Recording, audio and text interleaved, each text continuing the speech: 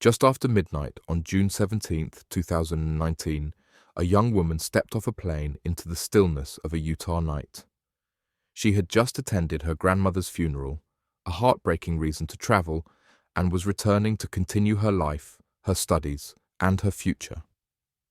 Her name was Mackenzie Lueck, a college senior, a daughter, a friend, a life full of promise. She would never make it home. Fade in title, The Disappearance, the murder of Mackenzie Lueck. Mackenzie was 23, vibrant, outgoing, known for her warmth and ambition.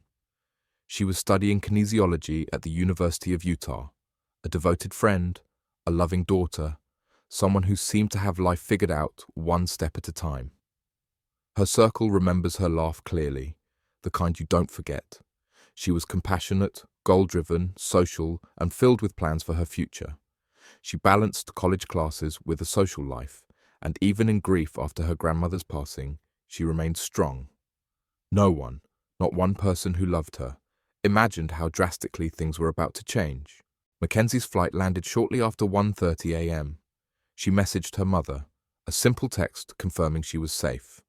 It would unknowingly be her final message. Minutes later, she ordered a lift. The destination wasn't her home. Instead, Hatch Park in North Salt Lake. At 3 a.m., the Lyft driver dropped her off. He later said she walked toward another vehicle waiting for her, a dark car, and willingly got inside. He drove away, and the world lost its last recorded sight of her alive. 3 days later, silence began to worry those closest to her. She missed classes. She didn't reply to messages. Friends noticed her social media had gone still. Mackenzie never went off the radar. Something was wrong. Her father reported her missing. The community began searching. Flyers went up across campus and the city. Everyone hoped she was alive. Lost, maybe, but alive. But investigators were already seeing red flags, parking lot cameras, digital footprints, phone records. They were following trails Mackenzie never intended to leave. Detectives begin retracing Mackenzie's final steps. They pull airport footage. There she is, walking through the terminal with her suitcase, hoodie on, calm, purposeful. Nothing unusual, nothing alarming. Yet. Then phone records reveals something chilling. Her phone pinged one last time near Hatch Park, exactly where she was dropped off that morning. After that, silence. No movement, no signal, no trace. We believed she willingly got into another vehicle. The question was, who was she meeting? Investigators dig deeper. They search her social media, her messages, her dating app activity. Every screenshot, every chat, every profile becomes evidence. Then, a break. A name appears consistently. A man she had been in contact with, Ayula Ajayi, a tech worker, charming on the surface, well-spoken. But online, he had a darker trail, disturbing interests, violent fantasies, a fascination with horror. Police traced the digital footprints connecting messages between Mackenzie and Ajayi. He becomes the prime suspect. Officers visit Ajayi's home, a quiet property in a Salt Lake neighborhood. Neighbors report odd behavior.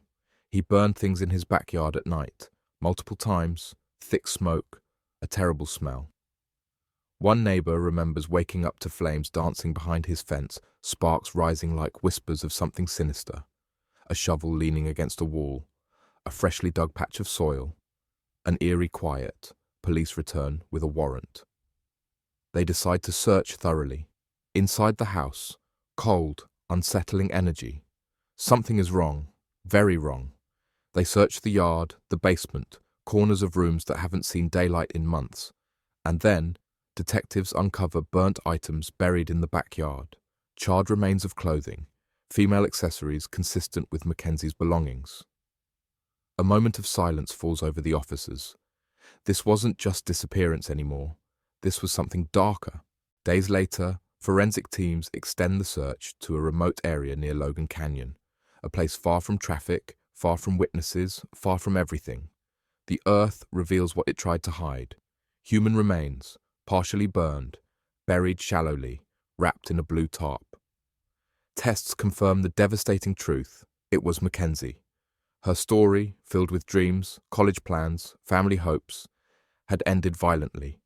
The news ripples across campuses, social media, the entire nation. Candlelight vigils begin. Friends post memories, photos, videos of her smiling, laughing, trying to freeze pieces of her light. Her parents stand before cameras, hearts shattered but voices steady. A mother's trembling hand holds her daughter's picture, the picture of a life stolen far too soon.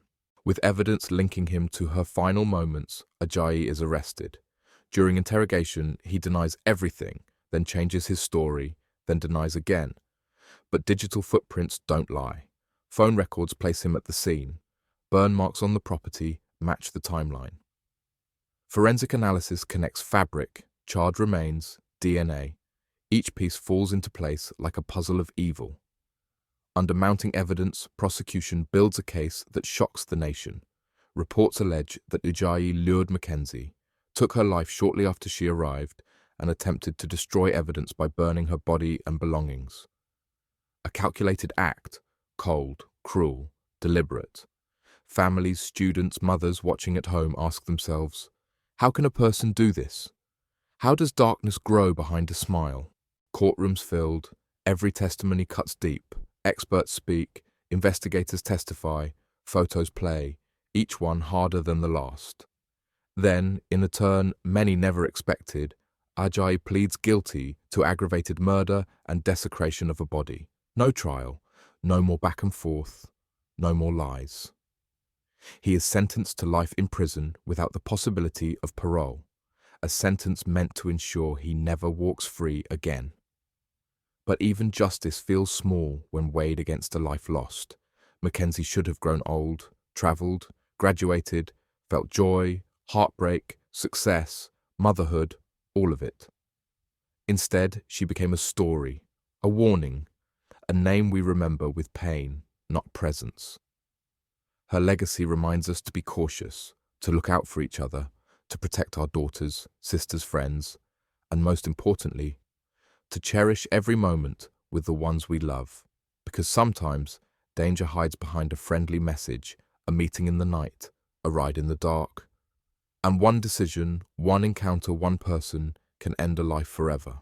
In the end, Mackenzie Lueck became more than a headline, more than a case file, more than a tragic story told online. She was a daughter, a friend, a student with dreams bigger than her suitcase the night she landed back home. She loved adventure, life, laughter. She mattered. True crime doesn't end when the suspect is caught. It lingers, in memories, in empty rooms, in birthdays that never come. Justice can punish, but it cannot restore the life that was lost. But what we can do is remember her. We can create awareness, speak up when something feels wrong, look after our friends when they say, I'm meeting someone tonight, I'll be quick. We can check in. We can stay present. We can choose safety over silence. Mackenzie's story is a warning, yes, but also a call to be more aware, more careful, more human, because evil often hides in ordinary places. And sometimes the people we fear are the ones we never suspected. Her story reminds us that behind every missing poster is a heartbeat, a family waiting by the phone, a mother who refuses to give up hope even when the world goes quiet. So tonight, wherever you are watching from, pause. Hold your loved ones a little closer. Send that message you've been postponing. Tell someone you care. Life is fragile, time is unpredictable, and moments once gone never return. For Mackenzie, we speak her name, we tell her story, we keep her light alive,